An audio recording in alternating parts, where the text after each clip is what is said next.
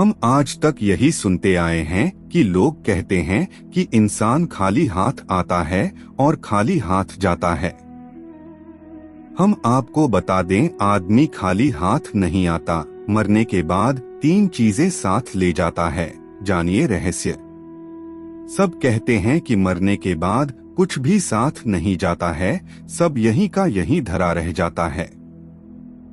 आदमी खाली हाथ आया था और खाली हाथ चला जाता है, लेकिन यह सत्य नहीं है। दुनिया में ऐसी कई बातें हैं, लेकिन वह सत्य नहीं है। आओ जानते हैं कि आदमी जन्म लेता है तो क्या साथ लाता, और जब वह मर जाता है तो क्या साथ ले जाता है। नमस्कार मित्रों, ऐसे ही ज्ञान की बात जानने के लिए आप हमारे चैनल को सब्सक्राइब अवश्य कर लीजिएगा। अगर आपको यह वीडियो पसंद आता है तो यह वीडियो को एक लाइक जरूर कीजिएगा। हिंदू धर्म कहता है कि व्यक्ति जो साथ लाया था वह तो साथ ले ही जाएगा, साथ ही वह भी साथ ले जाएगा जो उसने इस जन्म में अर्जित किया है। क्या साथ लाया था और क्या अर्जित किया है, यह जानना जरूरी है। व्यक्ति जब जन्म लेता है तो अपने साथ 3 चीजें लाता है, 1 संचित कर्म, 2 स्मृति और 3 जागृति। हाँ, एक चौथी चीज भी है और वह है सूक्ष्म शरीर। इसके संबंध में आगे बात करेंगे। क्या है संचित कर्म? हिंदू दर्शन के अनुसार मृत्यु के बाद मात्र यह भौतिक शरीर या देह ही नष्ट होती है, जबकि सूक्ष्म शरीर जन्म जन्मांतरों तक आत्मा के साथ संयुक्त रहता है। यह सूक्ष्म शरीर ही जन्म जन्मांतरों के शुभ अशुभ संस्कारों का वाहक होता है। संस्कार अर्थात हमने जो भी अच्छे और बुरे कर्म किए हैं वे सभी और हमारी आदतें।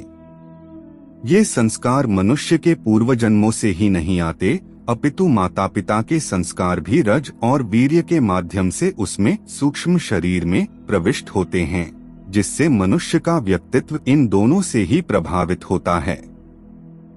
बालक के गर्भधारण की परिस्थितियां भी इन पर प्रभाव डालती हैं।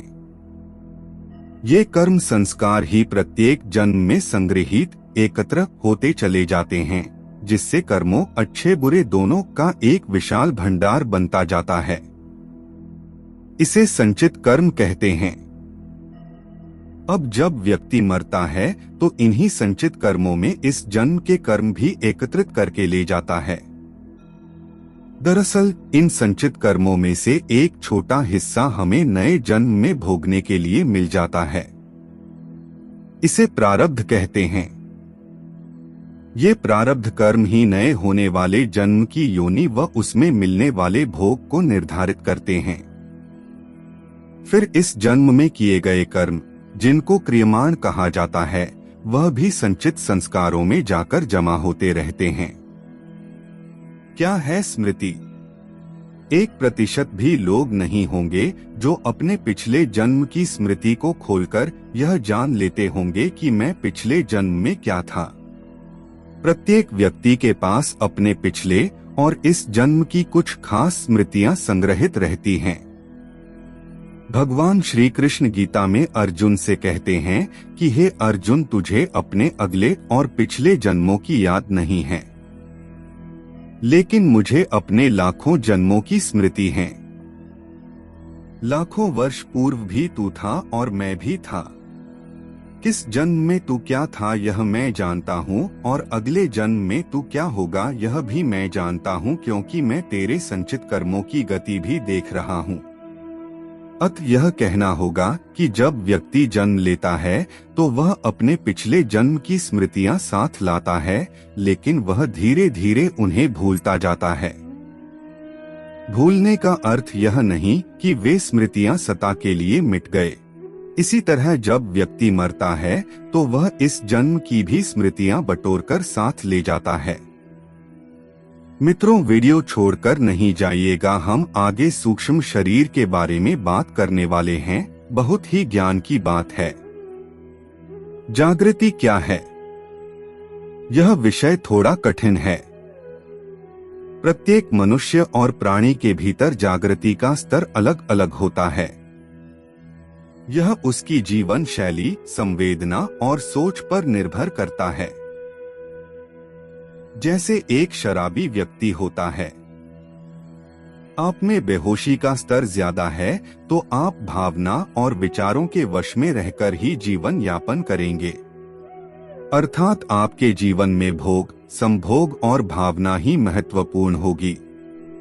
आप इसे इस तरह समझें कि आप में और पशुओं में क्या खास फर्क है।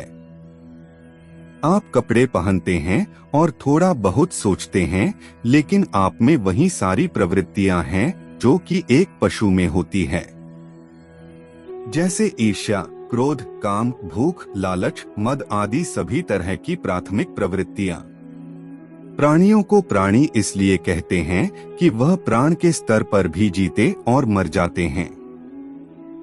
उनमें मन ज्यादा सक्रिय नहीं रहता है। मनुष्य में मन ज्यादा सक्रिय रहता है, इसलिए वे मन की भावना और विचारों में ही ज्यादा रमते हैं। वे मानसिक हैं। मन से ऊपर उठने से जागृति शुरू होती है।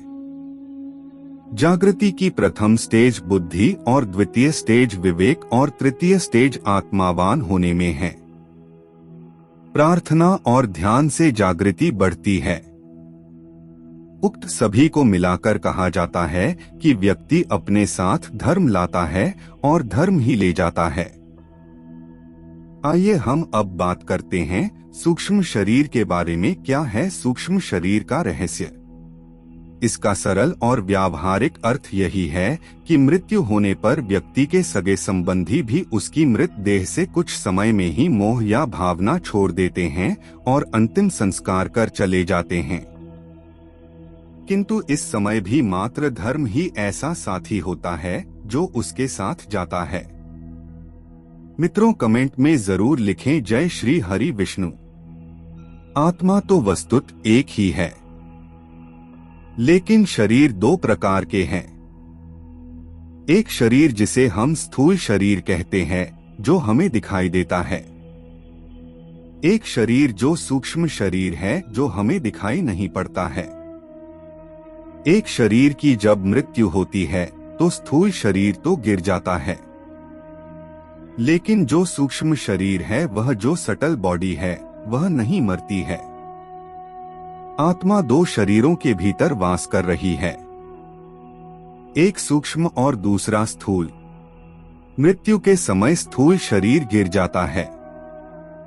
यह जो मिट्टी पानी से बना हुआ शरीर है, यह जो हड्डी मांस मज्जा की देह है, यह गिर जाती है।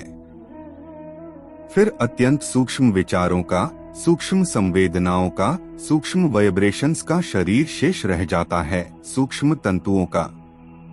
वह तंतुओं से घिरा हुआ शरीर आत्मा के साथ फिर से यात्रा शुरू करता है और नया जन्म फिर नए स्थूल शरीर में प्रवेश करता है।